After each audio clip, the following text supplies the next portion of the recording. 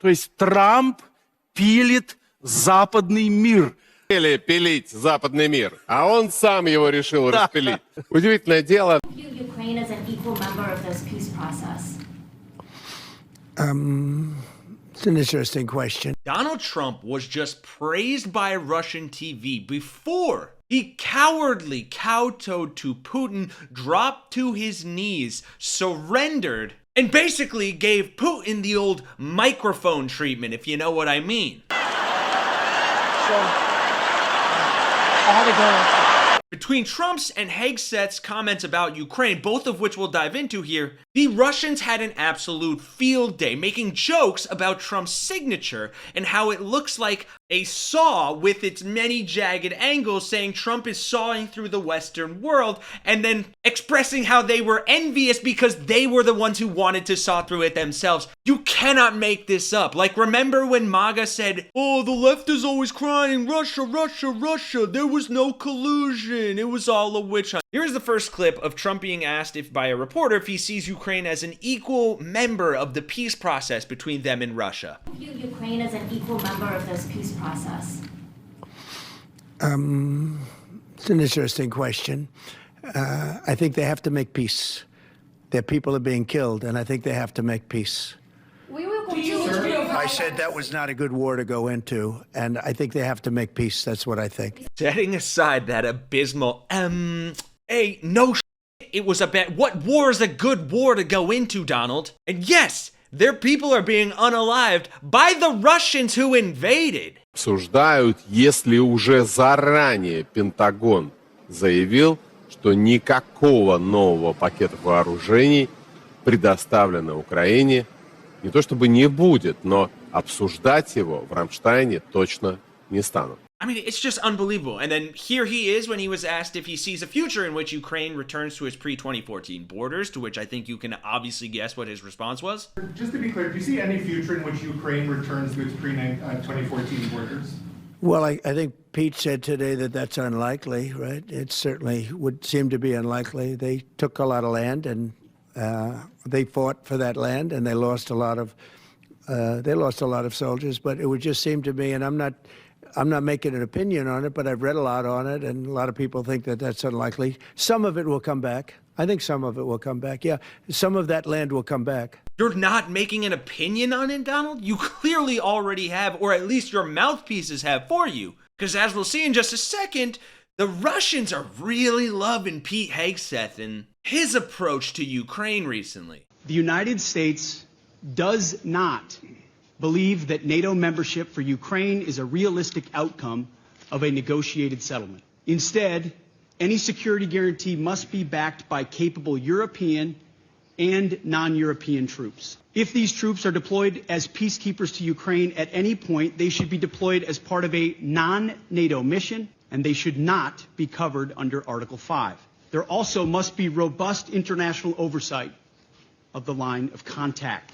To be clear, as part of any security guarantee, there will not be U.S. troops deployed to Ukraine. And the Russians had a lot of praise for those statements. Ну, действительно, из текущего европейского событийного блока выделяется по значимому, в репортаже было отмечено, это визит Питера Хексета на Рамштайн. 3 нет, если так можно сказать, Хексета нет пока поставкам военным американским на Украину, нет встречи Хексета с украинской делегацией, кстати, на Рамштайне, и нет вообще в перспективе этой эскалации войны. And it's no wonder why. Here's Trump trying to shrug it all off and pretend like he's not pandering to Russia. When a reporter asks him, hey, does Pete Hegseth take away some of your negotiating abilities with Putin by taking away Ukraine's sovereign integrity off the table? Which the clear answer is yes, and yet. Do you think that as far as your negotiating tactics go, did Pete Hegseth take away some of your negotiating abilities with Putin by taking Ukraine's sovereign integrity off the table, by taking... No, I haven't done that. I'm back in Ukraine. I'm back in Ukraine. Don't say that. With the confidence of a toddler telling you he didn't steal the cookies out of the cookie jar. And that, along with Tulsi, Russian Saudi Arabian sympathizer Cruella de Vil lookalike being confirmed as the director of national intelligence, was enough to have Russian state TV laughing all the way to the bank and praising Trump and his sycophantic Russian puppets for all of their hard work.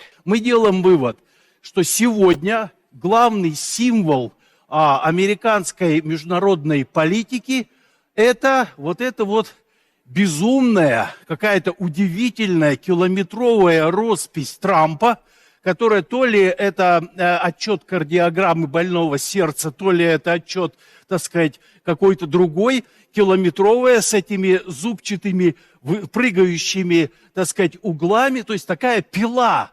То есть Трамп пилит западный мир.